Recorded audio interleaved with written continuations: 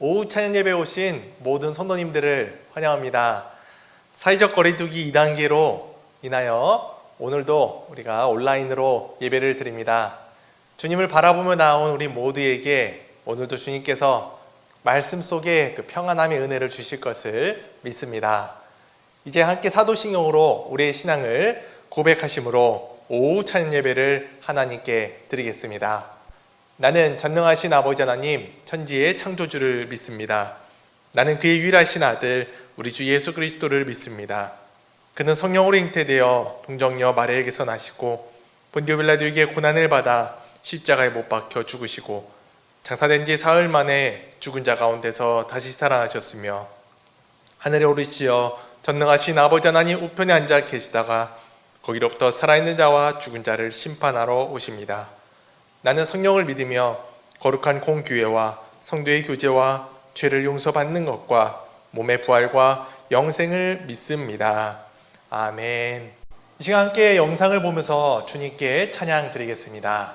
찬양과 기도 후엔 차은아 지사님의 특송이 있겠습니다.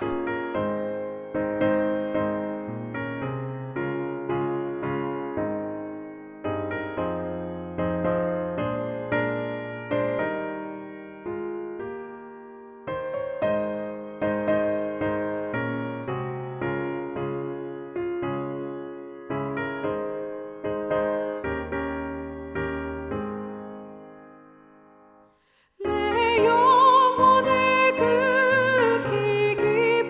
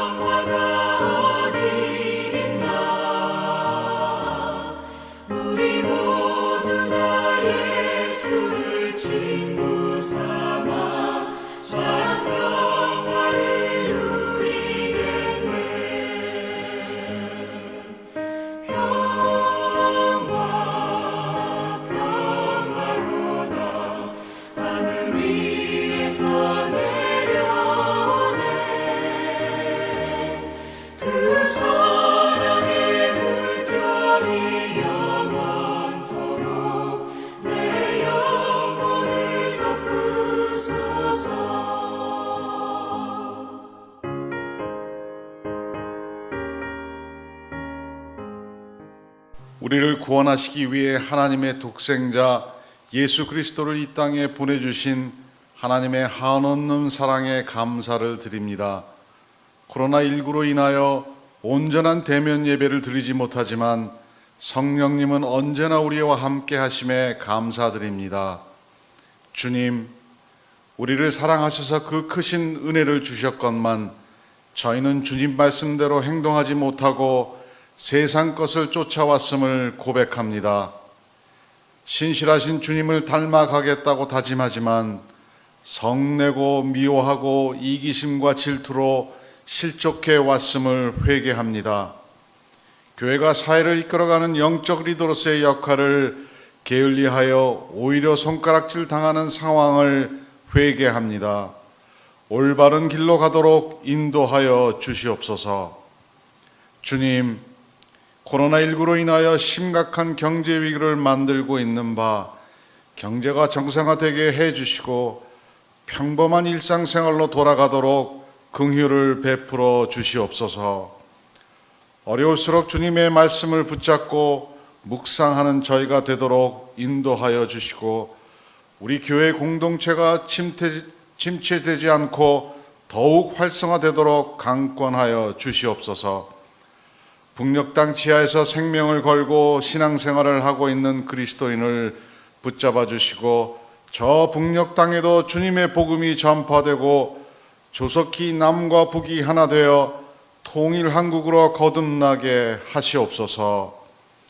전 세계에 나가서 주님의 지상명령을 실천하는 선교사 한 분 한 분을 어루만져 주시고 그들이 어디서나 어느 때나 오직 주님만을 의지하고 사람을 살리는 영광스러운 일을 감당할 수 있도록 그들에게 용기와 지혜를 주시옵소서. 우리 교회가 후원하는 말레이시아 메실라우 교회를 위해 간구합니다. 건축 가운데 기쁨과 소망이 있게 하시고 복음을 전하는 아름다운 교회 되도록 은혜 내려 주옵소서. 환우들을 위하여 간구합니다. 질병으로 투병 중인 환우들을 돌보아 주옵소서. 쾌차할 수 있도록 치유하여 주시고 환우들을 돌보는 그들의 가족이 지치지 않도록 힘을 더하여 주시옵소서. 환우들과 함께 예배드릴 수 있기를 소망합니다. 주님, 말씀을 전하실 목사님을 위하여 기도합니다. 담임 목사님이 영육간에 강건하기를 원하옵고 충성된 종으로 하나님의 일을 할 수 있도록 건강을 지켜 주시옵소서. 담임 목사님 가정에 평강과 은총이 함께 하시길 소망합니다. 담임 목사님과 함께 생명을 살리는 목회를 하시는 모든 부교육자에게도 하나님의 큰 복과 은혜가 넘쳐나기를 기도합니다. 우리를 사랑하시는 주님께 모든 영광을 올려드리며 이 모든 간구 주 예수 그리스도의 이름으로 기도드립니다. 아멘.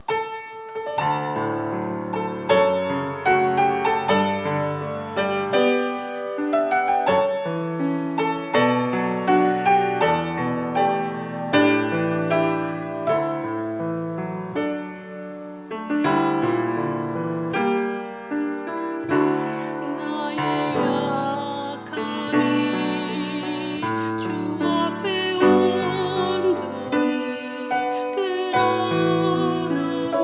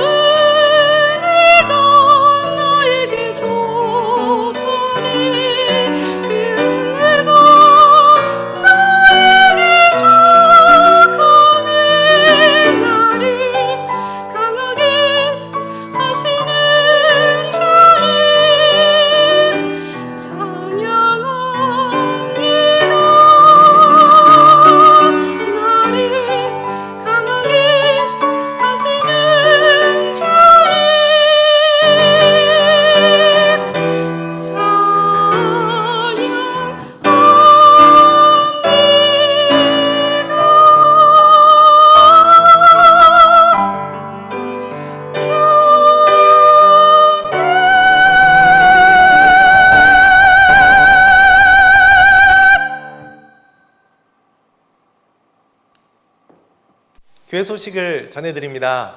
우리 교회에서는 코로나19 극복을 위한 영적 운동으로 개인별 성경 통독과 애쓰게 기도 운동을 진행 중에 있습니다.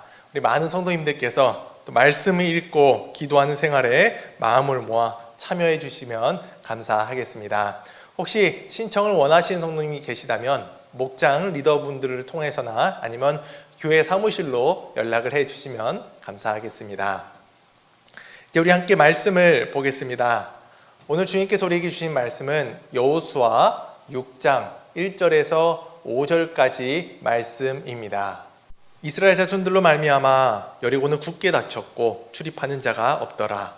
여호와께서 여호수아에게 이르시되 보라, 내가 여리고와 그 왕과 용사들을 내 손에 넘겨 주었으니 너희 모든 군사는 그 성을 둘러 성 주위를 매일 한 번씩 돌되 엿새 동안을 그리하라. 제사장 7은 7 양각 나팔을 잡고 언약궤 앞에서 나아갈 것이요 7째 날에는 그 성을 7번 돌며 그 제사장들은 나팔을 불 것이며 제사장들이 양각 나팔을 길게 불어 그 나팔 소리가 너희에게 들릴 때에는 백성은 다 큰 소리로 외쳐 부를 것이라. 그리하면 그 성벽이 무너져 내리리니 백성은 각기 앞으로 올라갈지니라 하시매. 아멘. 오늘은 말씀 시리즈의 연장으로 여리고성에 대한 말씀을 함께 보겠습니다. 교회에 다니는 어린 학생들인 영유아부터 우리 장년에 이르기까지 이 단어는 1년에 한 번쯤은 꼭 듣는 것 같습니다. 바로 여리고성이라는 단어입니다. 기독교인에게 있어서 여리고성의 전투는 또 승리의 대명사이고 이게 워낙 유명하다 보니 교회를 한 30년 다니면 최소한 30번 정도는 우리가 듣는 것 같습니다. 그만큼 우리에게 굉장히 익숙한 내용이죠. 우리가 워낙 많이 듣다 보니 여리고성은 굉장히 또 컸고 오래된 성이었다는 사실은 우리가 이미 익히 알고 있습니다. 우리가 백문이불여일견이라고 하듯이 많이 듣는 것보다는 또 한 번 보는 것이 또 기억에 잘 남습니다. 그래서 오늘 말씀의 이해를 위해 잠시 영상을 보겠습니다. 자, 이제 여리고성으로 이제 들어가는 거예요. 아랍 동네입니다. 네. 아랍 동네라 회교 사원도 있고요. 저게 이제 여리고 평지예요. 네. 와. 자, 저거는 이제 관광지네요. 저 위에서 보면 그 여리고가 한눈에 딱 보이는 거예요. 네. 곤돌라인데 저 곤돌라를 타고 가다 보면 그 여리고 평지가 쫙 한눈에 보이고 평지 바로 앞에 그 구약의 여리고가 있어요. 그러니까 여리고는 마을이 아니고 성이에요. 그러니까 여리고 성이 있고 주위에 평지가 있어요. 그 구분을 화면을 통해서 보면은 저 위에 화면을 통해서 보면 네. 저 지금 저기 나오는 부분 구약 여리고. 부분이 구약의 여리고예요. 자, 보이죠 언덕이? 네네네. 언덕이 싹 보이고 뒤는 이제 평지고. 자, 그래서 그렇게 볼 수가 있고 일단은 화면으로 봐야 이해가 돼요. 그러네요. 자, 그 다음에 뒤편이 유대 광야의 시험산이에요. 네. 높은 산맥이 저렇게 있어요. 여리고가 얼마나 견고한 성인지 네. 우리 좀 자세히 보면 이해를 하기가 쉽습니다. 그리고 저기가 지금 여리고 성벽 부분이에요. 보이죠? 네. 성벽 부분인데 여리고는 이중 성벽이고 네. 저게 층이에요. 시루떡처럼 돼 있어요. 네. 지층이에요, 지층. 네. 시루떡처럼. 저거 시루떡 하나 생기려면은 뭐 몇백 년 가지고도 잘 안 되니까 층이 계속 있다는 얘기는 여리고가 오래됐다, 안 네. 오래됐다. 상당히 오래됐다. 오래됐다는 거예요. 자, 그래서 이제 성벽 부분을 보고 있고 성벽에 저 망대를 우리가 볼 수가 있어요. 네. 망대 부분, 저기 부분이 저 둥그렇게 된 거 있죠? 네. 이중성벽 사이에 저게 이제 원형으로 돌을 싸서 망대를 만들어 놨어요. 저 높이를 한번 보세요. 와우. 사람이 서도 몇 길 굉장히. 네. 아마 제가 볼 때는 보이는 것만으로도 한 우리 2층 높이 좀. 근데는 뭐 더 메꿔졌거든요. 네. 이게 망대의 모습. 이 영상은 CBS에서 성서 700이란 프로그램으로 방영이 되었습니다. 주님께서는 성을 이렇게 돌라고 하시는데 6일 동안 우리 알다시피 한 바퀴씩 돌았고 마지막 날은 7바퀴를 돌았습니다. 그래서 총 13바퀴를 돌라고 주님께서 말씀하셨습니다. 근데 돌 때에는 규칙이 있었습니다. 제사장 7명이 맨 앞에 갔어야 했고, 제사장들은 각각 양각 나팔을 들고 갑니다. 그런데 그 양각이란 뜻은 숫양의 뿔을 의미합니다. 대한성서공회에서 나온 성석 속의 물건들이란 책에 의하면 양각 나팔은 이런 모양입니다. 뿔의 끝부분을 양쪽 끝을 잘라서 이제 구멍에 바람을 불어넣어 소리를 냈습니다. 관악기의 원리와 동일하지요. 양각 나팔은 음악의 반주가 아닌 중대한 사건이 있을 때 사용되었습니다. 대속죄일이나 전쟁이 대표적인 예입니다. 이스라엘 백성들은 하나님께서 말씀하신 대로 7일째 7번을 다 돌고 큰 소리로 나팔과 함께 소리를 질렀습니다. 그 결과 여리고성이 무너졌습니다. 근데 정확히 말하자면 성벽이 무너졌습니다. 가장 큰 방패였던 이 성벽이 무너졌기에 이스라엘 백성들은 그 안으로 들어가서 성을 점령할 수 있었습니다. 우리가 영상에서 보았듯이 이 예루살렘 성벽은 이렇게 이중이었습니다. 창문이 이중으로 되었으면 바람이 안 들어오듯이 여리고성은 이제 이중 성벽으로 굉장히 튼튼했었는데 이제 성벽을 이스라엘 백성들이 이렇게 무너뜨린 겁니다. 많은 사람들은 어떻게 이 성이 무너졌는지를 굉장히 궁금해합니다. 전에 우리가 다윗과 골리앗의 싸움을 보면서 화요일에 읽는 전쟁사라는 기사를 말씀드린 적이 있었습니다. 이 기사에는 여리고 성에 관한 내용도 있었습니다. 제목은 이것이었습니다.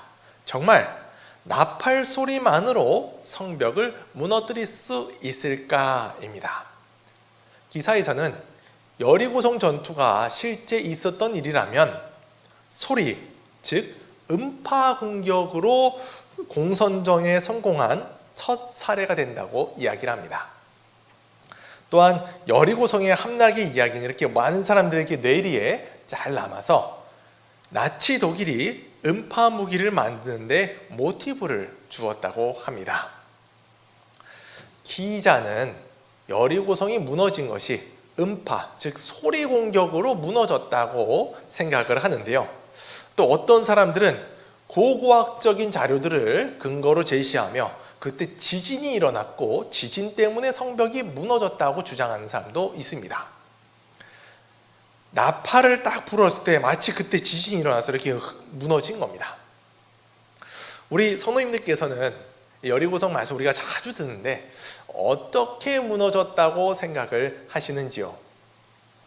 물론 어떤 분들은 뭐 그런 거 다 고민하나, 어차피 다 하나님께서 하신 역사이고 하나님의 기적이지 라고 생각할 수도 있습니다. 맞습니다. 여리고성은 분명히 실제로 일어났고 하나님께서 주관하여서 역사를 이루신 기적이었습니다. 그렇지만 하나님께서는 기적이라고 해서 늘 기상천외한 방법들만 사용하시진 않으십니다. 쉽게 말해 우리는 기적하면 하나님께서 하시는 뭔가 우리가 알 수 없는 방법으로 하시는 이 미스테리한 하나님의 특별한 능력, 초월적 능력만을 생각을 합니다. 예를 들어서 예수님께서 오병이어로 그 수많은 사람들을 먹였다는 그런 사건과 또 죽은 나사로를 일으키신 사건들, 이런 것들을 보면 우리가 어떻게 그것들이 일어나는지 전혀 알 수가 없고 우리가 지금 갖고 있는 방법으로는 설명할 수가 없습니다. 오직 주님만이 하실 수 있는 능력이란 걸 보여주신 기적이었습니다. 물론 그 능력의 하이라이트이자 궁극적인 것은 바로 십자가에서 죽으심과 부활이라는 것은 우리가 이미 다 아는 사실입니다. 그런데 우리가 한 가지 놓치지 말아야 할 것은 이런 초월적인 것뿐만 아니라 기적은 과학적이면서 물리적인 방법으로도 일어날 수 있다는 사실입니다. 여리고성 같은 경우는 어떻게 해서 무너졌는지 모르지만 공명이나 지진으로 무너졌을 가능성도 우리가 배제할 수는 없습니다. 이와 비슷한 예는 애굽의 10가지 재앙에서도 찾아볼 수 있습니다. 제가 한 가지 영상을 봤었는데요. 거기서는 과학적으로 10가지 재앙을 설명하려고 합니다. 예를 들어 이렇습니다. 강이 이제 피로 바뀌자 거기 살던 개구리들이 튀어나옵니다. 근데 개구리들이 이제 한쪽에 쌓여서 죽어서 다 한쪽에 쌓아놓자 거기서 이가 나오고 시체가 있으니까 더러우니까 파리들이 나왔다. 뭐 이런 설명입니다. 그래서 저는 그때 그것을 보면서 그럼 이제 10번째 재앙은 어떻게 설명을 할 것인가 기대를 갖고 이제 끝까지 보았는데요. 영상에서는 어떻게 첫 번째 낳은 것들만 죽을 수 있는지는 아직 잘 모른다라고 그렇게 끝내버려가지고 개인적으로 굉장히 실망했던 적이 있었습니다. 이렇게 성경의 어떠한 기적은 그 발생의 원리에 대해서 우리가 과학적인 것으로도 한번 추측해 볼 수 있습니다. 하나님께서는 주님께서 직접 창조하신 이 지구의 물리적인 법칙을 늘 무시하시진 않으시기 때문입니다. 우리가 기적의 원인에 대해서 생각해 보려 하지 않는 태도는 아마도 아이러니하게도 믿음 때문입니다. 특별히 성경에서 나온 기적을 과학적으로 생각하려고 하면 뭔가 믿음이 없어 보이고 하나님의 능력을 우리가 알 수 있는 방법으로 이해한다는 것 자체가 마치 하나님의 능력을 깎아버린 것처럼 우리가 오해하기 때문입니다. 그렇지만 주님은 우리가 이해할 수 있는 방법으로 그 방식으로 기적을 일으키시는 분임을 기억해야 합니다. 우리가 이미 다 알다시피 주님께서 우리에게 주님의 말씀, 주님의 사랑을 알려주기 위해서 우리 눈높이에 맞춰서 성육신하신 분이기 때문에 능히 우리에게 설명해 줄 수 있는 분이기도 합니다. 오히려 과학적으로 그리고 우리가 이해할 수 있는 방법으로 우리가 기적을 볼 수 있다면 그것은 우리의 믿음을 더욱 성장시켜 줍니다. 앞에서 말씀드린 10가지 재앙을 예로 한번 들어보겠습니다. 피로 변하고 개구리가 나오고 이가 또 발생하고 파리가 꼬입니다. 그런데 이것들이 하나씩 나타나는 그 때가 하나님께서 이것을 하겠다라고 말씀하신 그 직후입니다.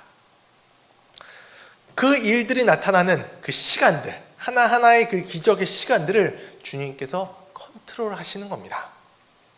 10가지 재앙은 그냥 그것만 봐도 하나님의 놀라우신 능력이라고 고백하면서 하나님의 크심을 찬양하게 되는데 이런 과학적인 부분들 하나하나를 컨트롤 하시는 하나님을 바라보면 정말 이 하나님에 대한 고백이 훨씬 커지고 믿음도 커집니다. 과학과 물리적인 법칙은 이렇게 외면하는 것이 아니라 하나님의 크심을 나타내는 도구입니다. 우리가 과학자가 우주가 얼마나 큰지를 드러내면 드러낼수록 무엇이 커지냐면 우리의 고백이 커집니다. 그 큰 우주를 말씀으로 창조하신 하나님의 능력, 주님은 얼마나 크신 분입니까? 주님의 지혜는 우리가 정말 알 수가 없는 초월적인 분이십니다라는 이 주님에 대한 고백의 깊이가 훨씬 넓어지게 됩니다. 오늘 보았던 여리고성의 기적은 하나님의 또 역사였습니다. 그리고 그 기적은 과학자들의 주장대로 공명이나 지진일 수도 있습니다. 아무도 몰랐고요. 여호수아조차도 몰랐던 그 소리의 힘을 주님께서는 알고 계셨고 그것을 주님은 사용하셨을 수도 있다는 뜻입니다. 또한 소리 지를 때 하나님께서 그때에 맞춰서 지진을 그 성벽 부분에만 주셔서 지진으로 성벽을 무너뜨릴 수도 능히 있는 그런 능력이 있으신 하나님이십니다. 중요한 것은 이 모든 것은 우연히 발생된 것이 아니란 사실입니다. 우리가 알다시피 그것은 하나님만이 하신 역사였습니다. 이스라엘 백성들이 여리고성을 이미 돌기도 전에 주님께서는 직접 너희에게 이 성을 주셨다라고 말씀하십니다. 히브리어 보면 우리는 과거, 현재, 미래 이게 세 개의 시제로 나누지만 히브리어는 신기하게 완료와 미완료입니다. 완료는 이미 완료된 거고 미완료는 이제 아직 안 된 겁니다. 그런데 오늘 우리가 보았던 말씀을 원어를 찾아보면 완료형입니다. 이미 미래에 있을 그리고 아직 돌지도 않은 그 성을 너네에게 이미 주었다라고 말씀하시면서 과거형을 너네 이미 내가 줬다라고 말씀하십니다. 히브리어는 이렇게 하나님께서 분명히 뭔가를 이루실 것, 분명히 그건 변함없이 이루어질 거다라는 확정적인 거에 있어서는 미래에 받는 일이지만 이미 과거에 받았다라고 선언합니다. 받은 거나 마찬가지이기 때문입니다. 그렇습니다. 여리고성을 하나님께서 주시겠다는 이 말씀을 주님께서는 지키셨고 이루셨습니다. 그런데 우리가 기억해야 될 것은 하나님께서는 듣도 보도 못한 불방망이를 하늘에서 내려서 막 성벽을 깨부신 것이 아니라 어떤 방법인지는 모르지만 물리적인 방법을 사용하셔서 그분의 때에 약속을 이루셨다는 사실입니다. 우리는 다윗의 이야기를 보면서 하나님의 역사가 두 가지였음을 보았습니다. 하나님만이 하실 수 있는 역사가 있고 또 우리와 함께 하시는 역사입니다. 이 역사를 이뤄 가실 때는 또 두 가지 방법이 있는데 초월적인 방법과 또 우리가 아는 물리적인, 과학적인, 쉽게 말해 상식적인 방법입니다. 우리가 이 초월적인 것뿐만 아니라 이렇게 상식적이고 물리적이고 과학적인 것을 기억해야 하는 이유는 이것이 우리의 삶과 굉장히 밀접하기 때문입니다. 하나님께서 우리의 삶에 역사하실 때 천재지변 같은 기적만 사용하지 않으십니다. 일상적인 것, 과학적인 것뿐만 아니라 일상적인 것을 사용하십니다. 그래서 주변 환경인 친구, 가족, 동료, 심지어 작은 우리의 어떠한 경험까지도 하나님께서는 그걸 사용하셔서 하나님의 뜻을 보여주십니다. 그리고 하나님께서 기적을 이루어주십니다. 중요한 것은 우리의 반응입니다. 우리가 만약에 기적, 하나님이 역사하시는 우리의 삶의 실제적인 역사를 이런 천재지변만 기대한다면 우린 그것을 몇 번 경험하지 못할 수도 있습니다. 하지만 하나님께서 우리와 늘 함께 하시는 역사가 있으며 하나님께서 우리의 주변 상황을 통해서 역사하신다는 이 믿음을 가진다면 매일매일이 하나님의 기적이고 하나님의 역사가 될 것입니다. 이것은 우리가 코로나가 있든 내가 시험을 100점 맞든 50점 맞든 그것과 상관없습니다. 하나님께서 우리와 함께 하신다고 약속하셨고 오늘도 이것을 이루어 가십니다. 오늘도 우리가 이것을 기억하면서 또 이 한 주간을 또 살아갈 텐데 한 주간 살아가면서 모든 상황 가운데 역사하신 하나님을 고백하며 경험하며 또 그 안에 은혜를 누리는 저와 우리 모든 성도님들이 되시길 바랍니다. 우리가 그렇게 살겠다는 고백으로 찬송가 545장을 함께 찬양하겠습니다.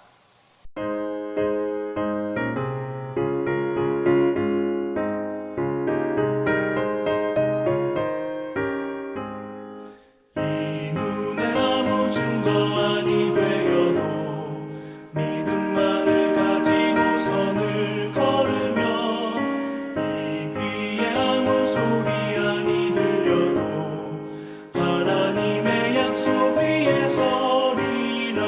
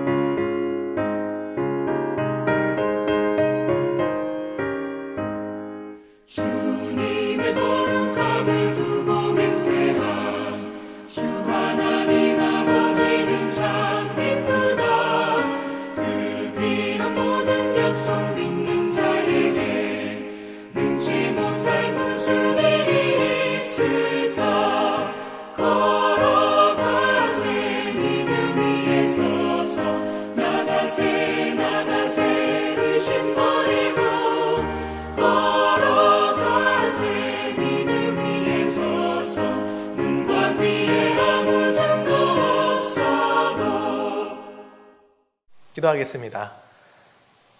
주님, 오늘 우리가 여호수아의 말씀을 보면서 하나님의 역사와 기적이 초월적인 부분도 있고 또 우리 삶에 세밀하게 역사하시는 그 기적도 있음을 보게 하심에 감사합니다. 이 한 주간도 모든 상황 가운데 붙드신 하나님의 역사를 바라보며 고백하며 살아가는 우리가 되게 하여 주시옵소서. 그래서 오늘 찬양처럼 믿음 위에서 살아가고 믿음 위에서 걸어가는 우리 모두가 될 수 있도록 인도하여 주시옵소서. 이제는 주 예수 그리스도의 은혜와 하나님의 사랑과 성령님의 교제가 주님께 예배하는 모든 예배자들과 이번 한 주간 함께하여 주시기를 축원하옵나이다. 아멘.